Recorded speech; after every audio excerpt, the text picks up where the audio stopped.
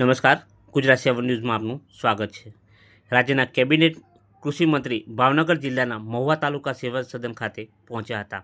મહુવા તાલુકો સૌથી વધુ કમોસમી માવઠાના કારણે પ્રભાવિત થયો છે। 2 દિવસમાં 15 ઇંચ કરતાં વધુ વરસાદ મહુવા શહેર અને ગ્રામ્ય પંથકમાં નોંધાયો છે। હાલ કેબિનેટ કૃષિ મંત્રી જીતુ વાઘાણીના અધ્યક્ષસ્થાને મિટિંગ શરૂ થઈ હતી, જેમાં મહુવાના ધારાસભ્ય શિવાભાઈ, ભાવનગર કલેક્ટર, ડીડીઓ તેમજ ડિઝાસ્ટર વિભાગના અધિકારી અને મામલતદાર સહિતના સ્થાનિક અધિકારીઓ હાજર હતા। પ્રભાવિત થયેલા ગામોમાં ચોકવા, વાઘનગર, વડલી, ભાદરોડ, મોટા ખુટવડા, દુધાળા, નાના જાદરડા, મોટા જાદરડા, કુંભણ, ઉમિયાવદર, તલગાજરડા, કળમુદર, વાવડી, કોટિયા, બગદાણા સહિતના ગામોમાં વ્યાપક પ્રમાણમાં નુકસાન થયું છે। ના કારણે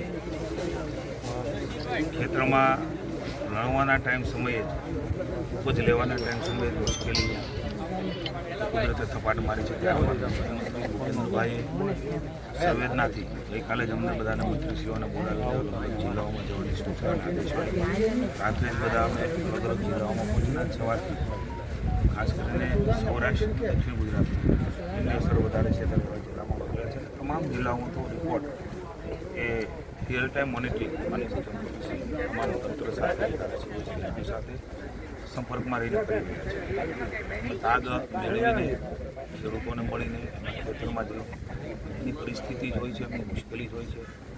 તંત્રને પણ પ્રાથમિક આવા તૈયાર કરવાનું હવામાં ખાસ કરીને અને ધારાસભ્યશ્રી ખૂબ સક્રિયતાથી પહેલા દિવસથી સંપર્કમાં છે। ભારે વરસાદ 16 ઇંચ જેટલો વરસાદ થયો છે ત્યારે નગરમાં પણ મુશ્કેલી પડી છે અને તાલુકામાં પણ ભારે વરસાદના કારણે ખેડૂતોને એમના પાકમાં એક ચાહે તેલબિયા પાક હોય, શીંગ હોય, કપાસ હોય, આ બધામાં ફળફળાદી હોય એ બધે મુશ્કેલી થઈ છે। ત્યારે સૌએ પોતાની વાત મૂકી છે। રાજ્ય સરકારે ખેડૂતોની સાથે ઊભી છે, કારણ કે આ સમય એને સધિયારો આપવાનો છે। માનસિક રીતે માણસ તૂટી જતો હોય છે ત્યારે એમને સધિયારો પણ મહત્ત્વનો હોય છે। બાકી બધી મદદો અને સહયોગ તો થતો જ હોય છે અને કરતા રહેતા હોઈએ છીએ અને તમામ સહકારી આગેવાનો હોય, તમામ લોકોને ભાવના હોય છે, પણ આપણે સૌ સાથે મળીને એક સારા વાતાવરણમાં રાજ્ય સરકાર માનીય ભૂપેન્દ્રભાઈના નેતૃત્વમાં જે કંઈ મુશ્કેલી ઊભી થઈ છે એમાં તમામ સહયોગ કરવા માટે રાજ્ય સરકાર એ હંમેશા ખેડૂતોના પડખે ઊભી રહી છે અને ઊભી રહેશે।